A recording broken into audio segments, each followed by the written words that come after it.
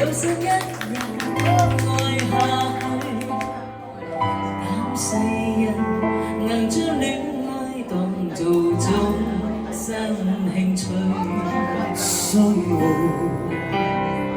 其實只在找到個伴侶，面對現實，熱戀很快變全部細碎。可惜我不會或僥倖，對火花天生敏感。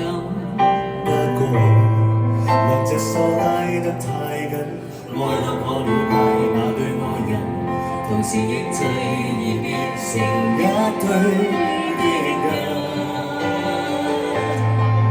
也許相愛很難，像男醉其實雙方各有各寄望，怎麼辦？要單戀都難，信太大的禮會愛高，卻也無力歸還。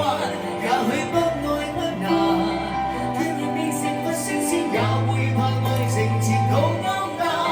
愛不愛都難，未快樂先有責任給予對方，面露歡顏，得到浪漫，又要有空間。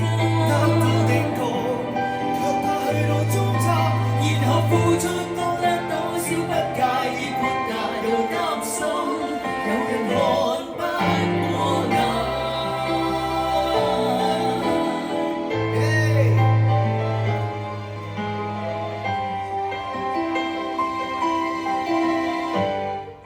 可惜我不是或僥倖，對火花天生敏感。不過兩隻手拉得太緊，愛到過了解那對愛人，同時亦隨意變成一對的人。也許相愛很難，找到這其實雙方各有各寄望，怎麼辦？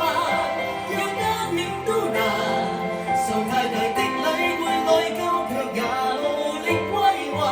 也許不愛不難，但如未成佛升仙，也會怕愛情前途暗淡。愛不愛都難，未快樂先有責任給予對方，面露歡顏，得到浪漫，又會有空間，得到定局，卻怕去到終站，然後付出多得多少，不介意豁達又擔心，有人看不過眼。無論熱戀中失戀中，都永遠記住第一屆，別要將